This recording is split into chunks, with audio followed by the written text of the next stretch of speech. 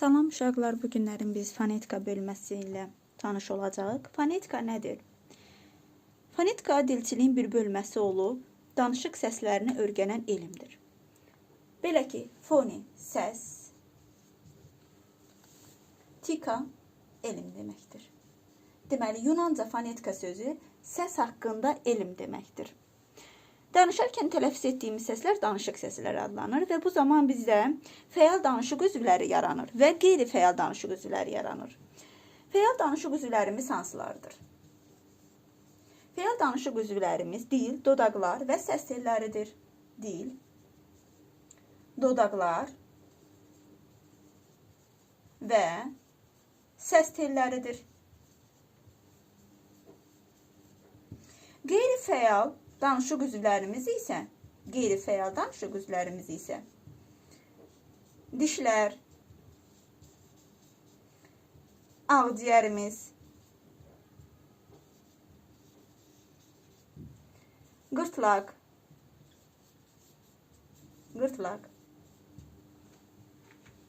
burun boşluğu,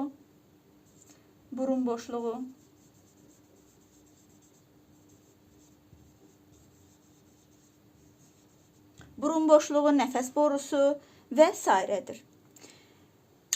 Biz hərfləri deyirik və eşidirik, səsləri isə nə edirik? Hərfləri yazırıq və görürük, səsləri isə deyirik və eşidirik.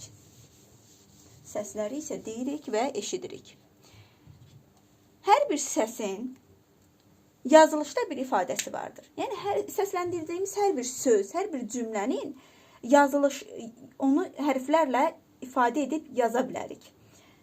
Məsələn, alma sözünü götürək. Alma.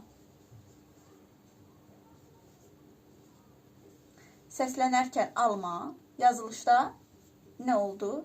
Alma. Hər bir səsin ayrılıqda bir hərfi göstəricisi vardır. Burada hərfi göstəricilərdə, ümumiyyətlə, deyiliş və yazılışda sözün hərf tərkibi var və sözün səs tərkibi var.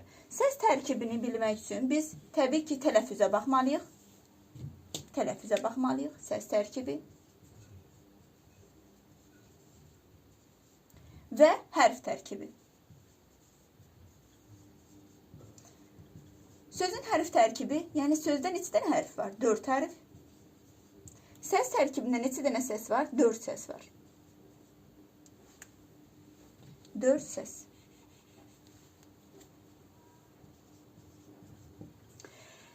Deməli, buradan belə bir qayda deyə bilə. Belə bir qaydamız var ki, sözlərdə 2 cür fərq yaranır.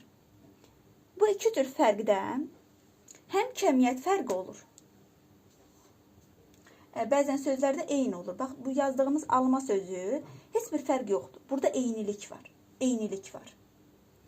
Bir eynilik olur sözlərdə və fərq olur. Eynilik və fərq olur. Fərq yaranan sözlərdə 2 cür keyfiyyət fərqi olur.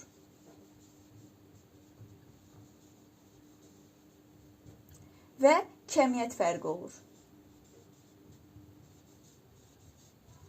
Keyfiyyət və kəmiyyət fərqi olur sözlərdə. Məsələn, biz bunu sözlər üzərində baxaq. Görək bu fərqlər necə yaranır? Keyfiyyət fərqi dedikdə nə başa düşülür? Kəmiyyət fərqi dedikdə nə başa düşülür? Otaq sözü necə tələffüz olunacaq? Otaq. Otaq yazılır, otaq tələffüz olunur. Baxırıq ki, burada q, x kimi tələffüz olunubdur. Deməli, burada nə baş veribdir? Keyfiyyət fərqi yaranıbdır. Keyfiyyət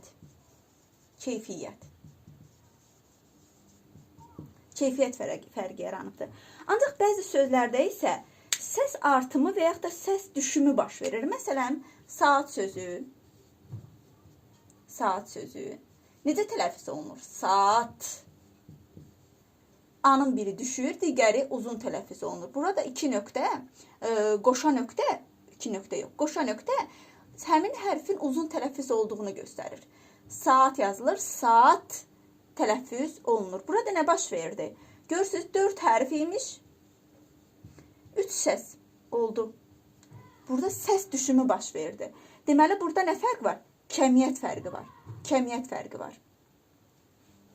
Bir də səslər həmişə transkripsiyanın içərisində. Bu transkripsiyadır. Qapalı mötərizə, transkripsiya. Səslərin hər birisi transkripsiyanın içərisində mütləq şəkildə verilməlidir. Mütləq şəkildə. Bəzi sözlər vardır ki, orada həm keyfiyyət fərqi olur, həm də kəmiyyət fərqi olur. Məsələn, nəvazişlə. Nəvazişlə. Ümumiyyətlə, nəvaziş sözünə baxaq.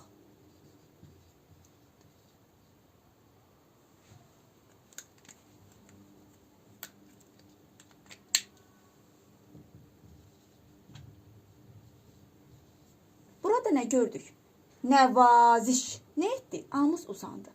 Burada hansı fərq yaranar? Burada heç bir fərq yaranmır. Heç bir fərq. Uzanma ümumiyyətlə fərqi deyil. Əgər hər hansı bir sözdə səslənərkən həmin hər hansı bir hərf, təbii ki, uzanma bilirsiniz ki, saitlərə aiddir. Uzanma baş verərsə, o heç bir fərqin olmadığını bildirir. Yəni, o fərq sayılmır. Deməli, burada nədir? Eynidir. Eynidir. 2, 4, 6, 7 hərf və 7 səsdən ibarətdir. Sadəcə hərfimiz A səsi uzanıbdır. Hərfimiz yox. A səsimiz uzanmadır və o heç bir fərq deyil. Deməli, nəvaziş sözünə lalə şəkilsi artırsam,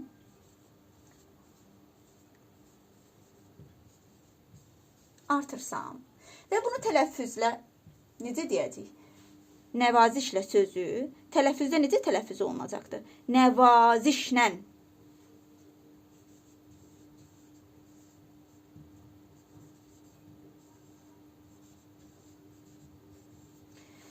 Baxırıq görək burada nə oldu? 2, 4, 6, 2, 4, 6, 8, 9. 9 hərf. Ancaq 2, 4, 6, 8, 10 səs oldur. 10 səs oldu. Deməli, burada hansı fərq yarandı? Kəmiyyət fərqi. Kəmiyyət fərqi. Belə ki, 9 hərfi idi, 10 səs oldu. Burada kəmiyyət fərqi yarandı. Digər bir halda hansı fərq yaranıb burada? Baxıram ki, lalə şəkilsi necə tələffüz olundu? Nən. Lə şəkilsi nən kimi